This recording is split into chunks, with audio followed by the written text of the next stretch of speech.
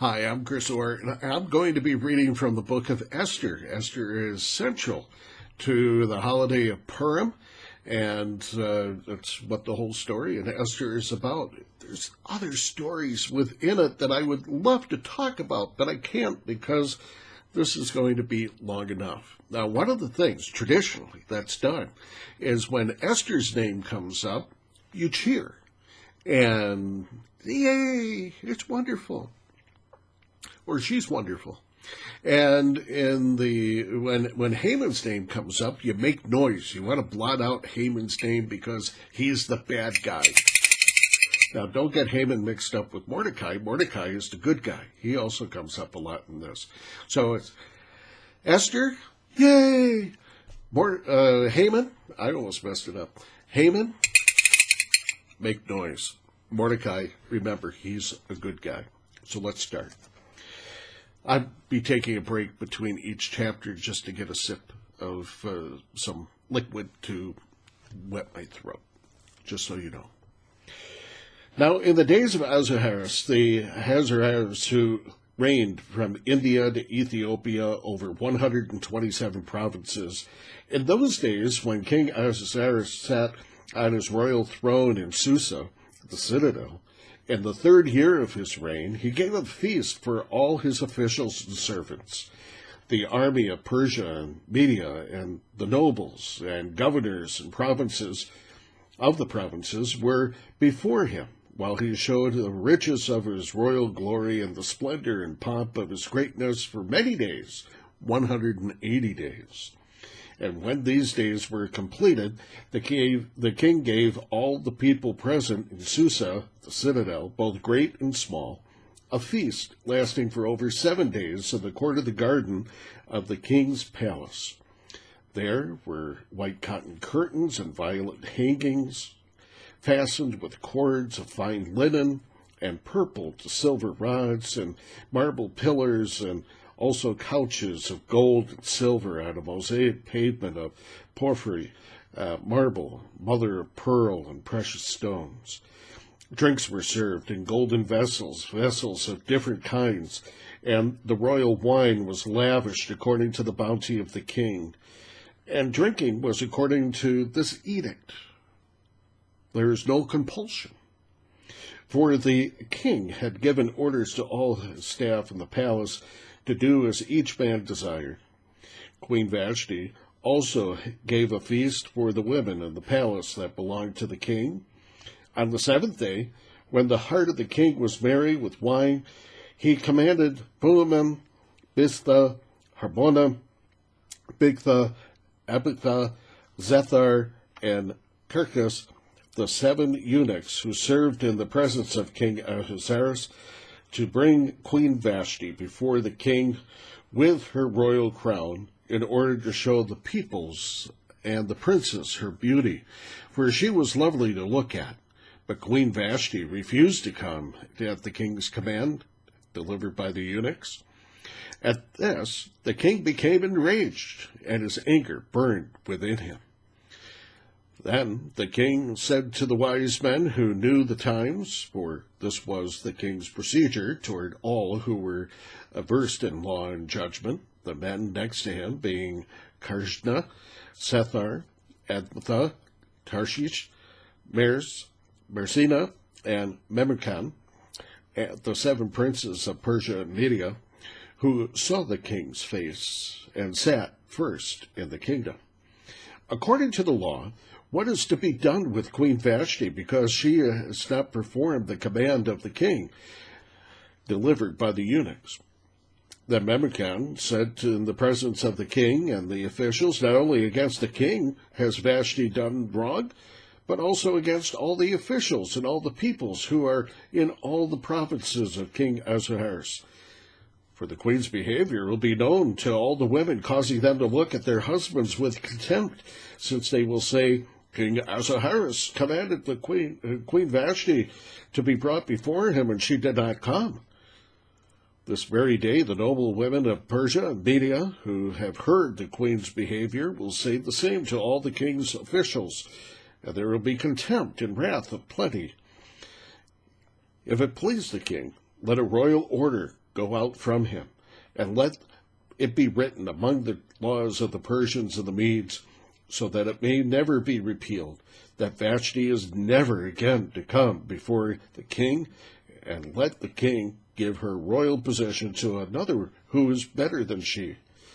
So, when the decree was made by the king and the proclamation through all the kingdom, for it was a vast kingdom, all women will give honor to their husbands, high and low alike.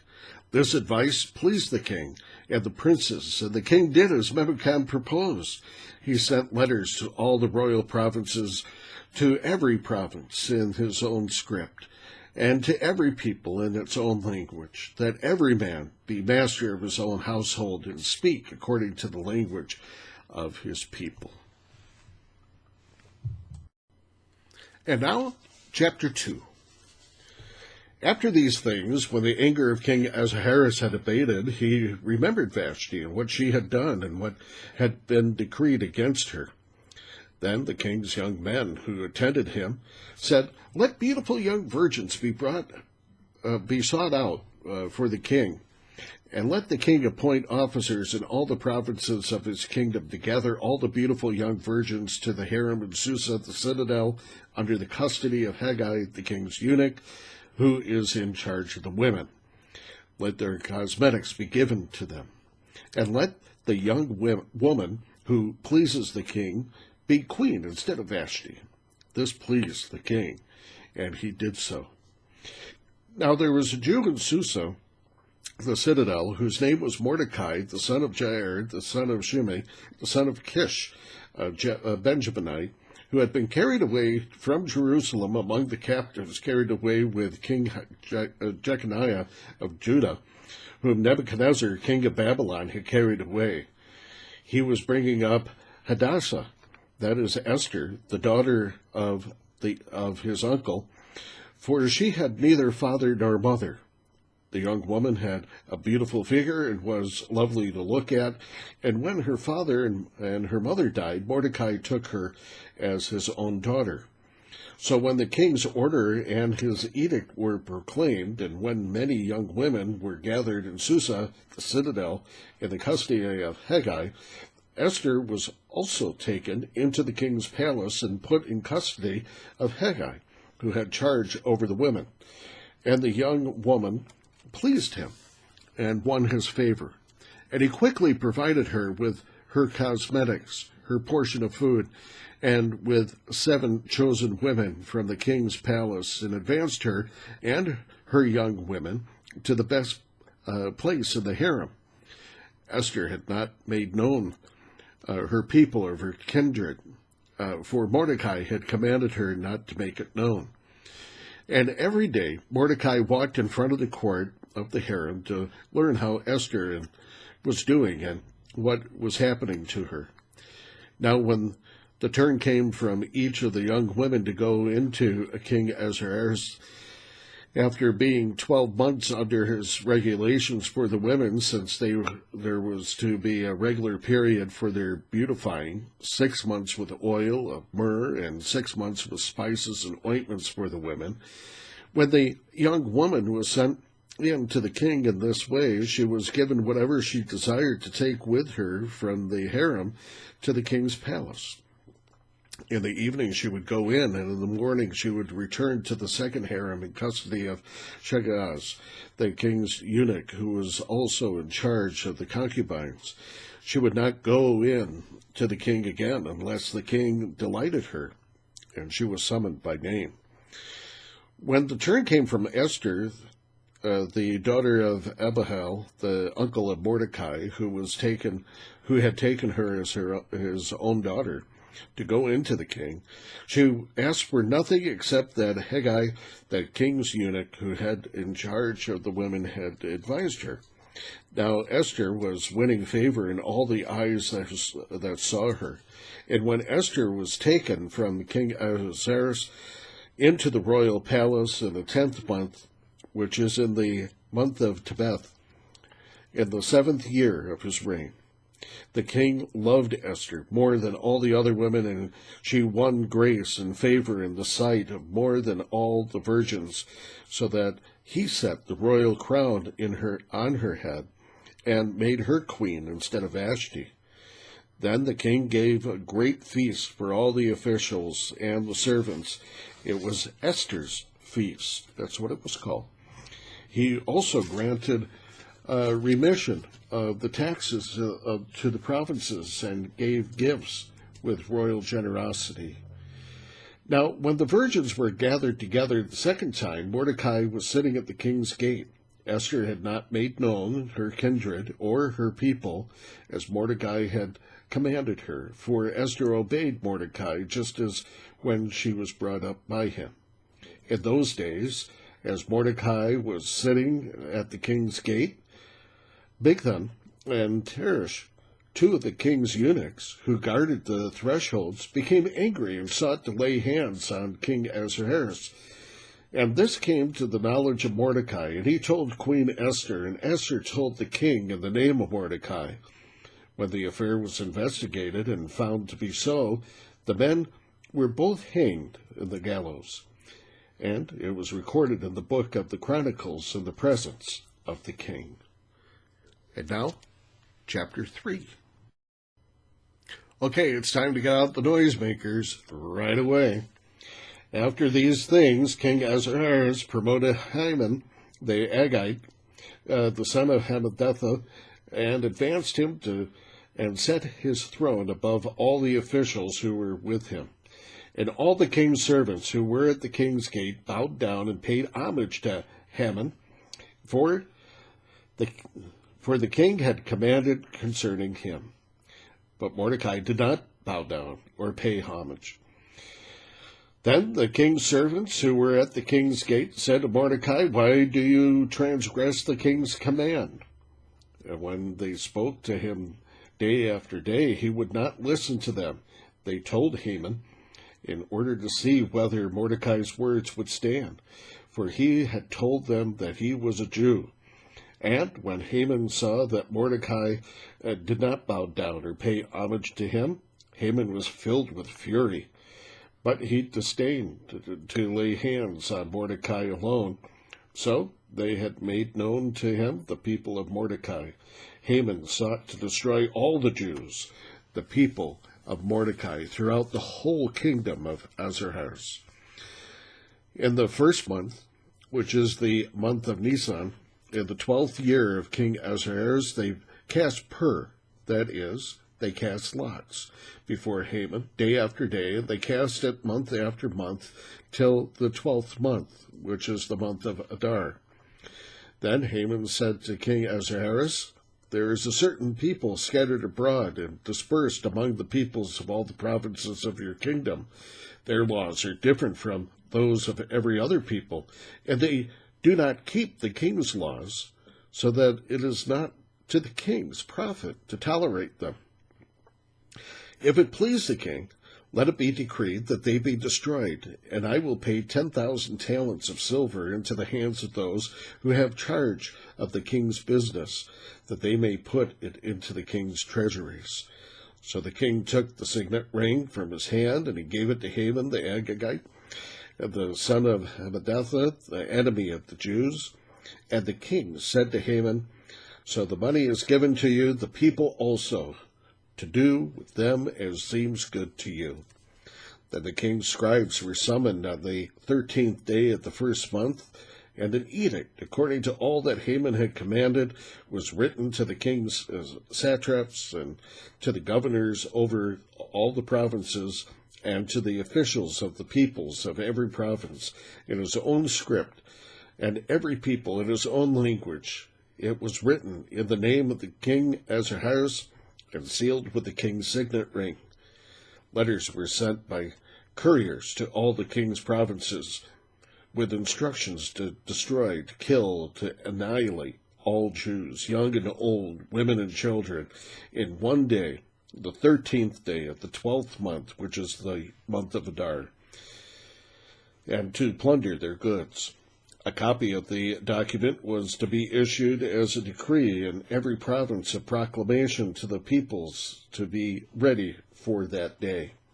The couriers went out hurriedly by the order of the king, and the decree was issued in Susa, the citadel, and the king and Haman sat down to drink, but the city of Susa was thrown into confusion. Chapter 4.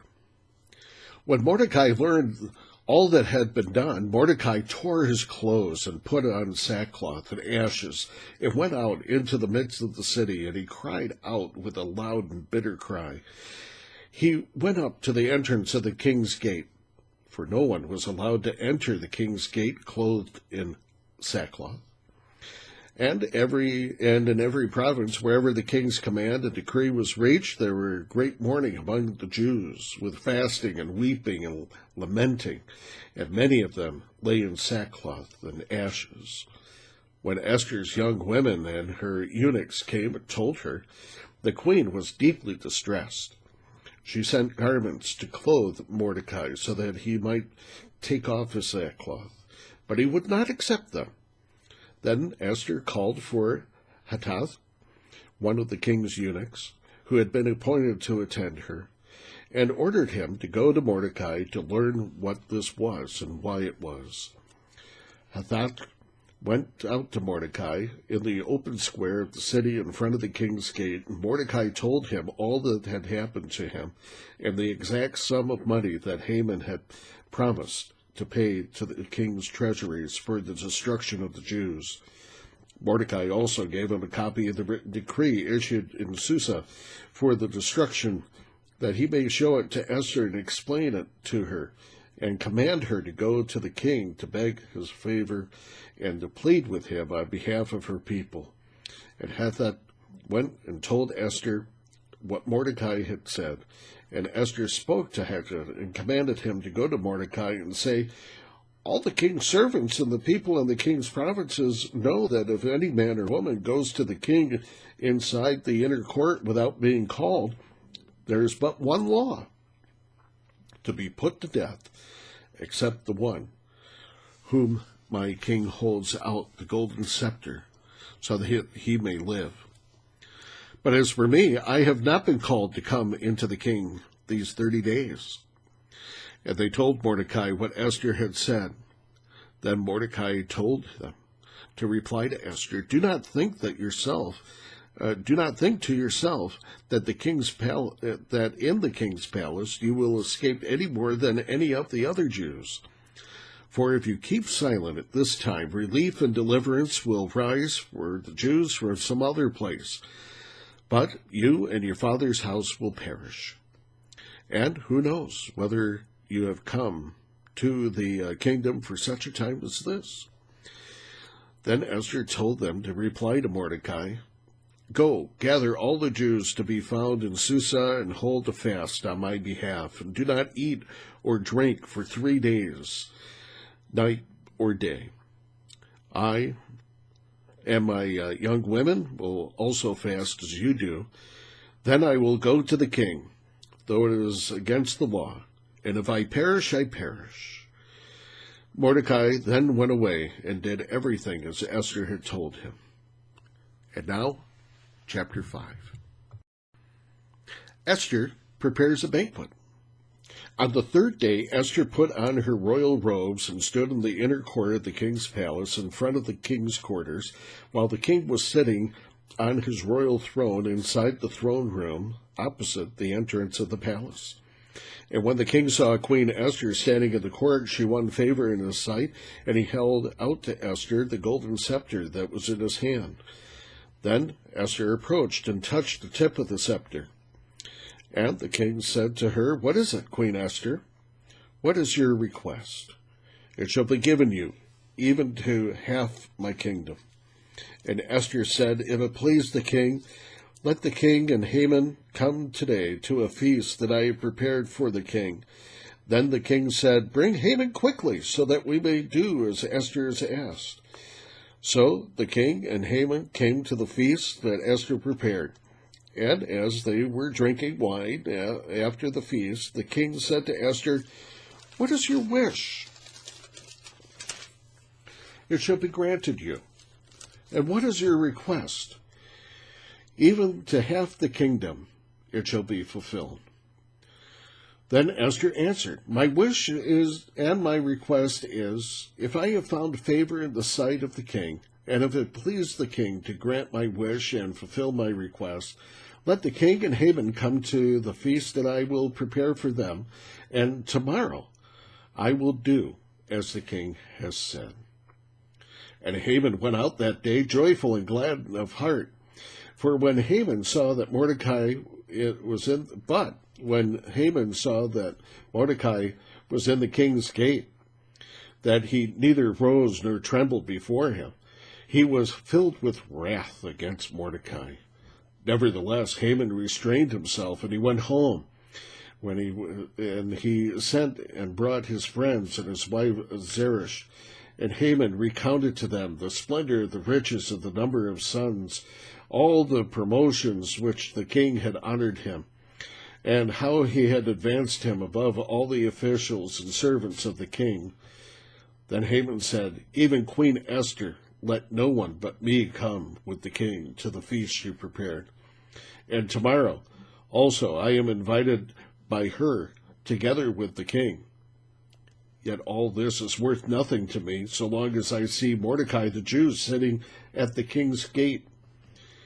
Then his wife Zeresh and all his friends said to him, Let the gallows of 50 cubits high be made, and in the morning tell the king to have Mordecai hanged upon it. Then go joyfully with the king to the feast. The idea pleased Haman, and he had the gallows made. And now, chapter 6. On that night the king could not sleep, and he gave orders to bring the book of memorable deeds, the chronicles, and they were read before the king. And it was found written how Mordecai had told about Bigtha and Teresh, two of the king's eunuchs, who guarded the threshold and who had sought to lay hands on King Ahasuerus. And the king said, What honor or distinction has been bestowed on Mordecai for this? The king's young men who attended him said, Nothing has been done for him. And the king said, Who is in the court? Now Haman had just entered the outer court of the king's palace to speak with the king about having Mordecai hanged on the gallows, as he prepared them. And the king's young men told him, Haman is there, standing in the court. And the king said, Let him come in. So Haman came in, and the king said to him, What should be done to the man whom the king delights to honor? And Haman said to himself, Whom would the king delight to honor more than me? And Haman said to the king, For the man whom the king delights to honor, let royal robes be brought, which the king has worn, and the horse that the king has ridden, and on whose head a royal crown is set. And let the robes and the horse be handed over to one of the king's most noble officials, and let them dress the man whom the king delights to honor, and let them lead him on a horse through the square of the city, proclaiming before him, Thus shall it be done to the man whom the king delights to honor. Then the king said to Haman, Hurry, take the robes and the horse, as you have said, and do so to Mordecai the Jew, who sits at the king's gate. Leave out nothing that you have mentioned. So Haman took the robes and the horse, and he dressed Mordecai, and he led him through the square of the city, proclaiming before him, Thus shall be done to the man whom the king delights to honor. Then Mordecai returned to the king's gate. But Haman hurried to his house, mourning, and with his head covered. And Haman told his wife Zeresh and all his friends everything that had happened to him. Then his wise men and his wife Zeresh said to him, If Mordecai, before whom you have begun to fall, is of the Jewish people, you will not overcome him, but will surely fall before him. While they were yet talking with him, the king's eunuchs arrived and hurried to bring Haman to the feast that Esther had prepared. Chapter 7. So the king and Haman went in to the feast with Queen Esther, and on the second day, as they were drinking wine and after the feast, the king again said to Esther, "What is your wish, Queen Esther? It shall be granted to you. And what is your request? Even to the half of my kingdom it shall be fulfilled." Then Esther answered, "If I have found favor in your sight, O king, and if it please the king, let my life be granted me for my wish, and my people for my request. For we have been sold, I and my people, to be destroyed, to be killed, to be annihilated. If we had been sold merely as slaves, as men and women, I would have been silent, for our affliction is not to be compared with the loss of the king." Then King Ahasuerus said to the Queen Esther, "Who is he, and where is he who has dared to do this?" And Esther said, "A foe, an enemy, this wicked Haman." Then Haman was terrified before the king and the queen. And the king arose in his wrath from wine drinking, and he went into the palace garden. But Haman stayed to beg for his life from Queen Esther, for he saw that harm was determined against him by the king. And the king returned from the palace garden to the palace, where they were drinking wine, as Haman was falling on the couch where Esther was. And the king said, "Will he even assault the queen in my presence and in my own house?" As the word left the mouth of the king, they covered Haman's face. And Harbona, one of the eunuchs and attendants of the king, said, "Moreover, the gallows that Haman has prepared for Mordecai, whose word saved the king, is standing at Haman's house 50 cubits high." And the king said, "Hang him on that." So they hanged Haman on the gallows that he prepared for Mordecai. Then the wrath of the king abated. Chapter 8. On that day, King Ahasuerus gave to Queen Esther the house of Haman, the enemy of the Jews. And Mordecai came before the king, for Esther had told him, had told what he was to her. And the king took off his signet ring, which he had taken from Haman, and he gave it to Mordecai. And Esther set Mordecai over the house of Haman. Then Esther spoke again to the king. She fell at his feet and wept and pleaded with him to avert the evil plan of Haman the Agagite and the plot which he had devised against the Jews. When the king held out the golden scepter to Esther, Esther rose and stood before the king. And she said, "If it please the king, if I have found favor in his sight, and if this thing seems right before the king, and I am pleasing in his eyes, let an order be written to revoke the letters devised by Haman the Agagite, the son of Hammedatha, which he wrote to destroy the Jews who are in all the provinces of the king. For how can I bear to see the calamity that is coming to my people? Or how can I bear to see the destruction of my kindred?" Then King Ahasuerus said to Queen Esther and to Mordecai the Jew, "Behold, I have given Esther the house of Haman, and they have hanged him on the gallows because he intended to lay hands on the Jews. But you may write as you please with regard to the Jews in the name of the king, and seal it with the king's ring. For an edict written in my name, in the name of the king, and sealed with the king's ring, cannot be revoked." The king's scribes were summoned at the time in the 3rd month, which is the month of Sivan. And on the 23rd day, an edict was written, according to all that Mordecai commanded concerning the Jews, so that to the satraps and to the governors and to the officials of the provinces from India to Ethiopia, 127 provinces, to each province in its own script, and to each people in its own language, and also to the Jews in their script and their language. And he wrote in the name of King Ahasuerus and sealed it with the king's signet ring. Then he sent the letters by mounted couriers riding on swift horses that were used in the king's service, bred from the royal stud, saying that the king allowed the Jews who were in every city to gather and defend their lives, destroy, to kill, to annihilate any armed force of any people or province that might attack them, children and women included, and to plunder their goods. On one day, throughout all the provinces of King Ahasuerus, on the 13th day of the 12th month, which is the month of Adar, a copy of which was to be issued as a decree in every province, being widely displayed, all the peoples.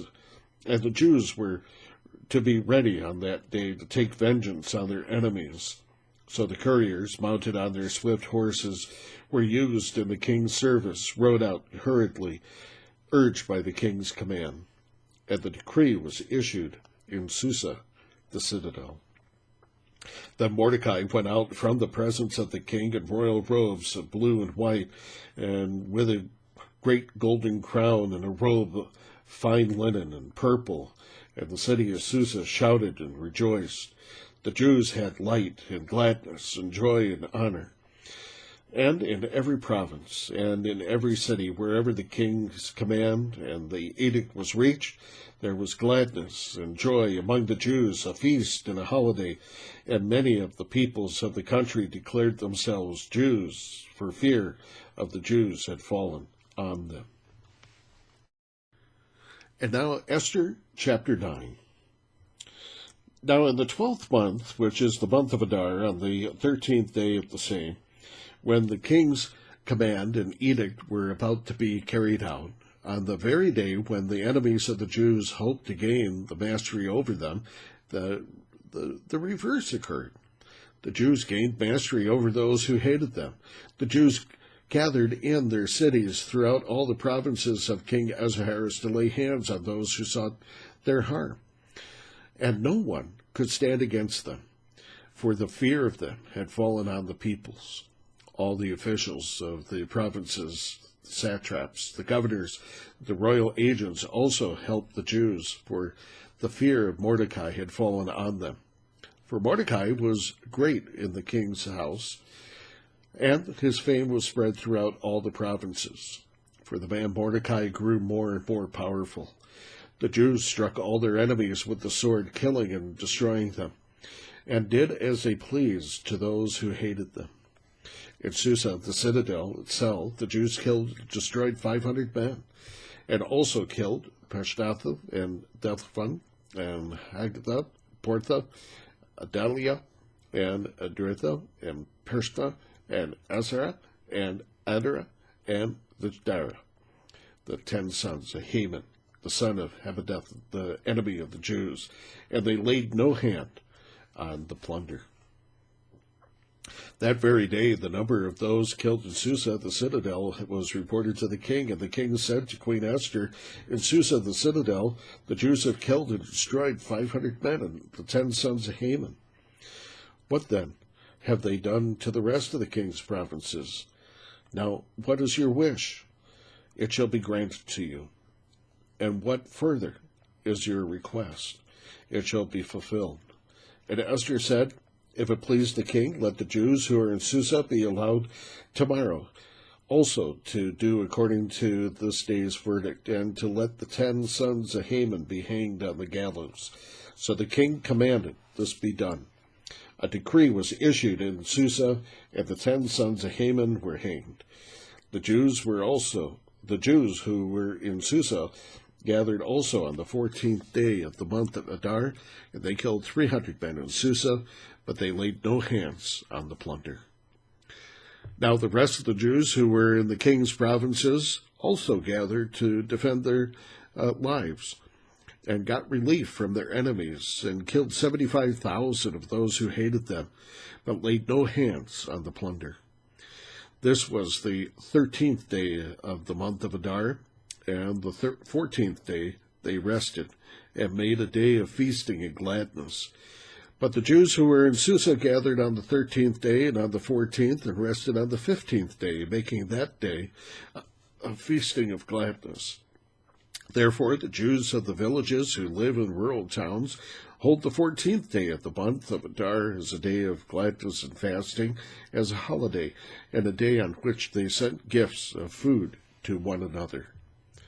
And Mordecai recorded these things and sent letters to all the Jews who were in all the provinces of Ahasuerus, both near and far, obliging them to keep the 14th day of the month of Adar, and also the 15th day of the same, year by year, as the days on which the Jews got relief from the enemies, as the month that turned for them from sorrow into gladness, and from mourning into a holiday, that they should make them days of fasting, days of feasting rather, and gladness, days for sending gifts of food to one another and gifts to the poor.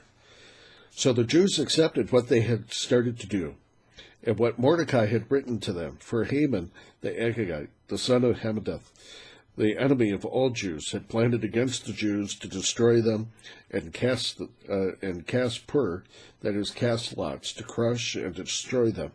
But when it came before the king, he gave orders in writing that his evil plan that he had devised against the Jews should return to his own head, and that he and his sons should be hanged on the gallows. Therefore they called these days Purim, after the term pur. Therefore, because of all that was written in the letter, and of what was faced in the matter, and of what happened to them, the Jews firmly obligated themselves and their offspring, and all who joined them, that they, without fail, would keep these 2 days according to what was written at the time appointed every year, that these days should be remembered and kept throughout every generation and every clan and province and city, and that these days of Purim should never fall into disuse among the Jews, nor should the commemoration of these days cease among their descendants. Then Queen Esther, daughter of Abihail, and Mordecai the Jew, gave full written authority, confirming the second letter about Purim. Letters were sent to all the Jews, to the 127 provinces of the kingdom of Ahasuerus, in the words of peace and truth, that these days of Purim should be observed at their appointed seasons, as Mordecai the Jew and Queen Esther obligated them, and as they have been obligated themselves to their offsprings in regard to the fasts and their lamenting. The command of Esther confirmed these practices of Purim, and it was recorded in writing. And finally, we're at chapter 10. King Ahasuerus imposed tax on the land, the coastlands of the sea, and all the acts of his power and might, and the full account of the honor of Mordecai to which the king advanced him. They are not written in the book of Chronicles of the kings of Media and Persia. For Mordecai the Jew was second in the rank of King Ahasuerus, and he was great among the Jews and popular in the multitude of his brothers, for he sought the welfare of his people and spoke peace to all his people. And that's the story of Purim. Hope you enjoyed it. Hope you made a lot of noise when Haman's name was announced, and that you yelled with joy when Esther's name was announced, and of course Mordecai as well. Thank you for listening. Make it a wonderful holiday.